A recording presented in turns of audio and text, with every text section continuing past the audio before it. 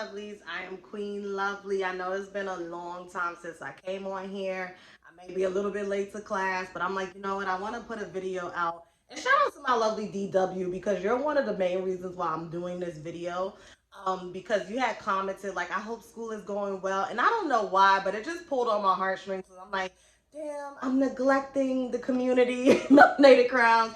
I haven't recorded, but I just been, it's hot. See, I tried to keep the fan off, but it's still hot. I've been just trying to catch my breath with school. So I just wanted to come on here and do this quick video before I go to class. Make sure you hit the thumbs up, comment below, and let me know what you think of this topic. And if you are here for your first time, make sure you subscribe and hit and enable that notification bell. And I thank you so much for stopping by Melanated Crowns. So I wanted to come on here real quick and talk about our good sis Nicki Minaj, because she really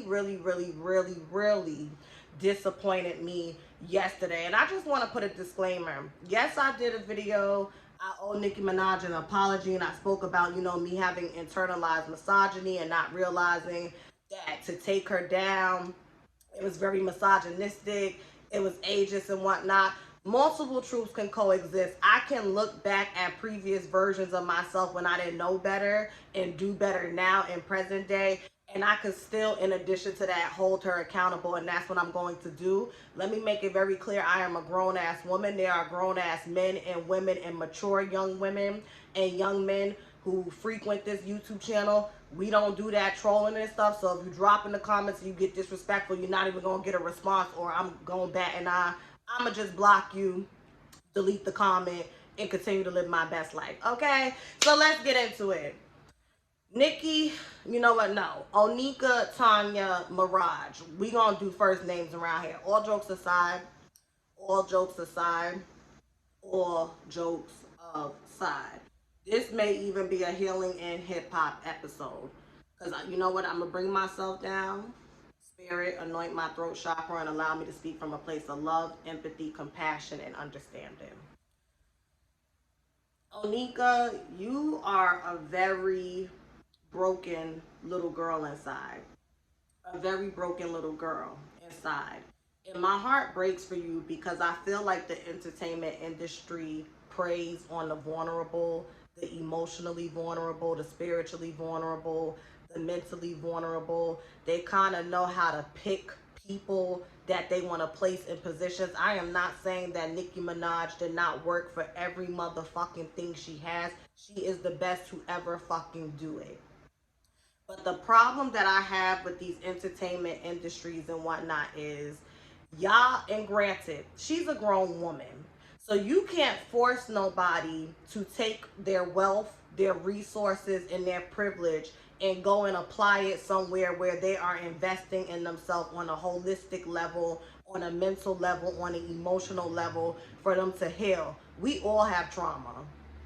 We all have a little girl and a little boy inside of us, okay? And unless you are raised in a space where there is social emotional learning, you're not going to understand that once you become an adult, that little girl and that little boy inside of you still needs to be tended to, still needs to be nurtured, still needs to be encouraged, and so on and so forth, okay? These are things, especially black and brown people, that we don't really gain access to unless we have like a mentor in our life, or unless our parents are somebody that's already doing that and they just naturally pass that on to us. I feel like millennials will do better with doing that, because with this digital age, we have so much access to different terms and what's a narcissistic family member, and what's a narcissistic mother and father, and what does it mean to be in spiritual poverty, what does it mean to have a serious mental illness and stuff like that. So we have YouTube and we have access, so you see a lot of us being more proactive and, you know, just taking a stand because we are committed to being happy. And that's really what it is. You have to be committed and have a level of self-determination to be happy in order to stay the course with your healing. And healing is not linear. You can make several strides and then get knocked back several steps. But as long as you are determined to be happy, you are determined to be spiritually successful and not be in spiritual poverty, God will carry you there. He will. And it breaks my heart with you, Onika, because clearly you don't have people around you that are brave and courageous enough to say, you need help. You need help. When you was running around with the sexual offender, I said, you know what? This is the happiest I've seen her. Have fun, just don't marry him, just don't give him a baby. You did both. So yesterday was the Met Gala. And people, everybody gets excited. Oh, I wonder what Beyonce gonna wear. I wonder what Rihanna's gonna wear. I wonder what Nicki Minaj is gonna wear. They did the Holy Trinity. Nicki Minaj decides to respond and say she wasn't gonna be there. That was your mistake number one. You didn't have to say anything. Like I said, if you're not courageous enough to tell the truth, you shouldn't be courageous enough to tell a fucking lie. You did not have to say anything. You could have just sat back in the cut. People do this all the time with Beyonce. I'm still waiting on Beyonce's picture. And then come to find out, oh, she ain't go to the event. And then people move on. You are too seasoned of a superstar to be making rookie mistakes such as responding to certain comments. So she responds. The internet gets to internet, and well, girl, the reason why she not going is because of Kenneth Petty, and the things go, and that probably is the truth. Like, let's be honest, multiple truths can coexist. I'm not saying the woman didn't have COVID. I'm not saying her being a new mom, she doesn't have separation anxiety. All of these things can be a factor. But if it's one thing we know about Nicki Minaj, she's not going to willfully and intentionally miss an opportunity to be fawned over. She's not. You know dang on well you would have been at that Met Gala. This is you post-baby. You've been posting pictures looking gorgeous, by the way. Gorgeous. I love those pictures you took by the pool. So it's just like, if you don't have the courage to say, listen, I'm married to a man that has a past that continues to rear its ugly head, and I'm doing the best to navigate, and then, with being a new mom, I don't speak for the collective, but I would have been like, listen, I understand. We all got some shit that we condone where if we was to bring it to the front street, people would look at us like we crazy. It's called being human. But this is where Nicki Minaj, Onika, really got on my nerves. So you talk about how you got COVID and stuff, and she starts firing off these tweets. I need to do more research before I get the vaccine. I find it very interesting that you have to do a certain level of research before you get a vaccine, but you didn't have the same level of apprehensiveness before you married and had a child and attached your legacy that you worked so hard for to a registered sex offender and a convicted murderer, and you had a baby with him. So where was this level of apprehensiveness when you literally made a decision and pushed the red button and said, you know what? I'm going to allow my legacy to disintegrate right before my eyes. I am hurt for you from one black woman to another because I know Nicki Minaj loves her career. I know Nicki Minaj is very proud of what she has been able to accomplish for herself, what she has been able to do for her mom and her brother, the two people closest to her heart next to Papa Bear. And it just really, really gets under my skin that somebody that is beautiful, naturally gorgeous, talented, educated, successful, why would you throw your legacy away for this fucking bum? Kenneth Petty is a bum. You went dumpster diving for his ass. It just is what it is. And you keep, and let's just be honest, every time a headline, this is getting on my nerves. I was trying to ignore it, but it's probably getting on your nerves too. Every time a headline comes out about Kenneth Petty, all of a sudden you want to drop a bunch of family portraits. Come on, Nicki, do better. Please do better. Please go to therapy. Because your proximity to sexual predators, Tekashi 6ix9ine, your brother and now your husband is not normal. It's not normal. And I think you may be suffering from like a long-standing Stockholm syndrome. And that's why I said I can't be too mad at you, because this is not a grown woman, Anika. This is still a broken little girl, Anika, that has not been tended to. That has not been tended to. Do better.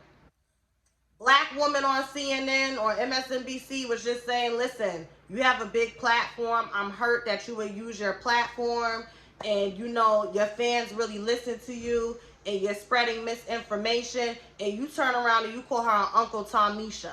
This is what I'm talking about. Grown women and men don't behave like that. When grown ass women and men, spiritually, mentally, and emotionally are held accountable, they don't turn around and insult and name call. And this is why you have a sector of your fan base that behaves like that, because the fish rots from the fucking head.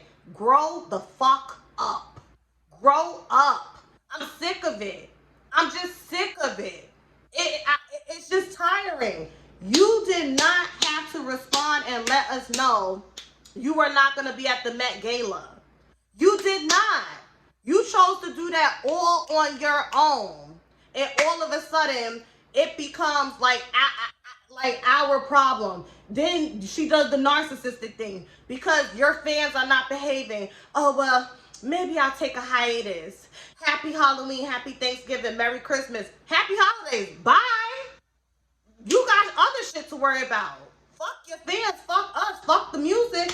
Go take care of your home. Bye. It's just like, what the hell? I'm just like, what is wrong with her? I'm just like, Nicki, are you serious? Are you serious, Onika? Are you serious? And see, this is why I tell people, if you are going to chase a level of popularity, if you are going to chase a level of celebrity, even if it's just like, you know, being the queen bee of your social circle, being the queen bee of your family and your hierarchy, do yourself a favor and fine tune your level of self-awareness. I see it all the time. People will run your fucking name into the ground behind your back. And then when you look at them and say, well, am I wrong? Oh, no, girl, you right. You right. Get on the phone. This bitch is crazy. She gonna tank her career, but you know you can't tell her nothing, because you know I'm trying to keep my job. You know, if you tell her anything, I'm trying to keep my job. I want to continue to go to her parties. I want to go on vacation with her. I want to be on the red carpet. I want to be the one that's taking the lint off her dress. I'm telling you what I know, not what I heard. The industry is a cesspool of people that are high on the spectrum of narcissism.